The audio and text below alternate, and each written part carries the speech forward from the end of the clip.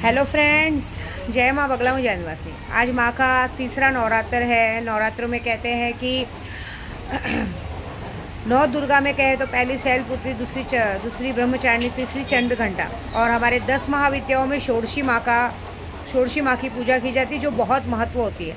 कहते हैं जो षोडशी माता को जप लेता है उसकी ज़िंदगी में सुख सुविधा संपन्नता सब आती है। कहते हैं ना, कोई अपने आप को कहता है ना कि मैं बहुत ज़्यादा सुंदर बनना चाहते हैं। त्रिपुर सुंदरी षोडशी माँ का पूजा करना मतलब एक हिप्नोटाइज मिलना, मतलब हमारे अंदर एक ज़बरदस्त आकर्षण शक्ति आना, हर तरह की सुख सुविधा होना। चाहे लोग कितनी भी कुछ भी चाहे अपनी अड़चन डालने की कोशिश करो, कभी आने नहीं देती है। उनका मंत्र ही बहुत ही कठिन है, तो भी मैं बोल के बताती हूँ। ओम ऐं श्रीं ह्रीं क ए ह ल ह्रीं ह श क ल ह्रीं श क ल ह्रीं। ये ऐसा मंत्र है, आड़ा टेढ़ा है ना थोड़ा। माता जी का जो स्वरूप है षोडशी माँ का, एक्चुअली कामाख्या में षोडशी माँ, त्रिपुर सुंदरी माँ कामाख्या और माँ कमला, मातंगी माता वही है।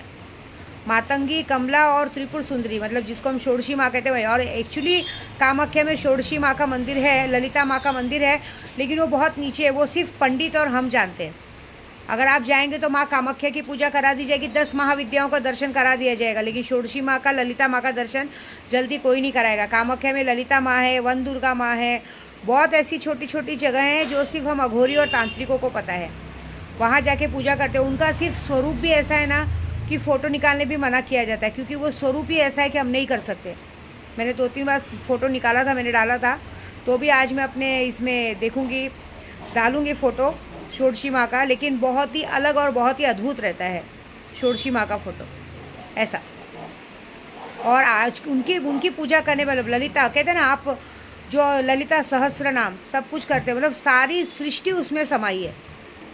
हर कुछ जो हम पाना चाहते हैं, सोना चांदी गहना नाम प्रतिष्ठा सब इसी में। हर एक देवी का जो स्वरूप माने लिया है उसका हर एक का महत्व अलग है। ये महत्व जानना बहुत ज़रूरी है, और इनका असली स्वरूप का है वो जानना ज़रूरी है। तो ललिता माँ का एक में रूप सिर्फ कामाख्या में है, और एक फिर त्रिपुर सुंदरी का रूप कामाख्या से कुछ 500 किलोमीटर दूरी पे है, जहाँ पे हमें हेलीकॉप्टर से जंगलों में जाना पड़ता है, और जंगलों के बीच में पहाड़ियों के अंदर स्वरूप पानी गिरता हुआ त्रिपुर सुंदरी का रूप है।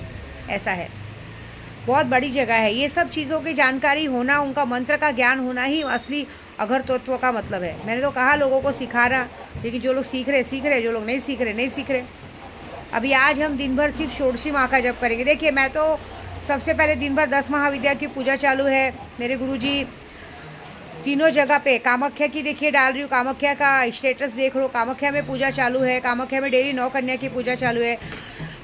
इधर कहते हैं ना, हमारे गुरुजी के पास 9 चंडी यज्ञ की पूजा चालू है, 9 चंडी पाठ चालू है। यहाँ पे 10 महाविद्याओं की पूजा चालू है।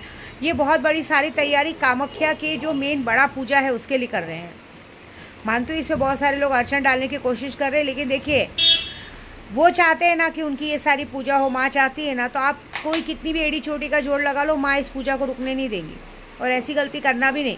कुछ लोग स्टेटस पे डाल रहे हैं कि हमें अगर भूल गए तो बर्बाद हो जाओगे। बर्बाद आप लोग ऑलरेडी हो चुके हैं, हमें क्या बर्बाद करोगे। हमने आपको बर्बाद नहीं किया, आपने अपनी गलती से खुद को बर्बाद किया है। हमने थोड़ी कहा था, हम तो अच्छे खासे आप लोगों का साथ देते चल रहे थे। सोच रहे थे कि 1 से भले 2, 2 से भले 4। मैं तो चेन बना के चलना चाहती हूँ। मैं तो चाहती हूँ कि मैं भी कमाऊँ, आप भी कमाओ, सब कमाओ। लेकिन जब इंसान के अंदर घमंड और एटीट्यूड आ जाता है, हम भगवान नहीं हैं। भगवान ये है, हमें भगवान बनने की कोशिश कभी करनी भी नहीं चाहिए। मैं तो अपनी माँ के चरणों की प्यारी सी बेटी हूँ, मैं उन भगवान नहीं हूँ। लेकिन तो भी माँ ने आज ऐसा रुतबा और ऐसा कुछ बना दिया है कि जहाँ देखो मान सम्मान मिल जाता है। बहुत बड़ी बात है, क्योंकि मैं घमंड नहीं रखती। अगर भगवान ने हमें पूजा पाठ और ज्ञान का ताकत दिया है तो घमंड मत रखो। हाँ देखिए, अभी मेरे घर के पास भी लोग आ रहे हैं, माता जी का पैर वैर पड़ रहे हैं, लेकिन मैं देखने दिखाने का नहीं। मैंने पहले ही कहा, ये मेरे बच्चों का घर है। मेरा घर कामाख्या में, मेरे गुरु के साथ रहती हूँ मैं, और पूरी जगह पे यात्रा करती हूँ। और अभी मैं खाटू श्याम भी जाने वाली हूँ।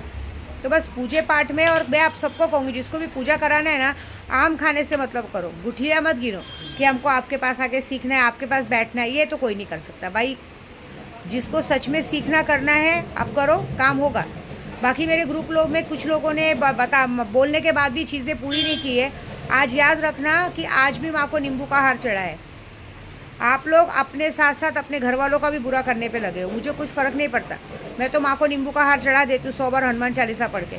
मेरे लिए सबसे बड़ा पाठ 100 बार हनुमान चालीसा का है, क्योंकि 100 बार हनुमान चालीसा का पाठ करना और माँ को उस पर नींबू का हार चढ़ाना, समझ लीजिए बजरंग बली, तो आप कहीं भी किसी भी मंदिर जाइए, बजरंग बली माँ के साथ हमेशा रहते हैं, क्योंकि अजर अमर वही है। और उनका पाठ हो गया तो बहुत बड़ा पाठ हो गया, बाकी कोई जब तब करो मत करो। और डेली इतनी बड़ी बड़ी पूजा चालू है, तो बस आप अपना करो, मैं अपना करूँगी। मेरे को किसी के लिए कोई ईर्ष्या कोई भेद नहीं है, मैं अपना काम कर रही हूँ।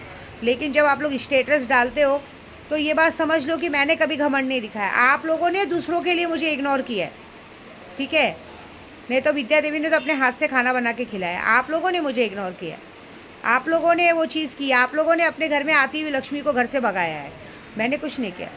क्योंकि मैं तो अभी भी चाहती हूँ कि लोगों, लेकिन है क्या, मेरी एक आदत है, मेरे पापा ने एक बात सिखाई है, जहाँ इज्जत नहीं हो ना वहाँ कभी जाना नहीं चाहिए बेगर बुलाए कहीं पे भी। तो ऐसी चीज़ें मैं करूँ भी नहीं, ठीक है। बस आप लोग पूजा करवाइए, जो भी काम कर रहे हैं करवाइए, लेकिन मुझे ज़बरदस्ती टीच मत कीजिए, क्योंकि इस वक्त सब कुछ माँ के हाथ में, फिर माँ कुछ करेंगी तो मुझे बोलिएगा मत, ठीक है। जय माता दी।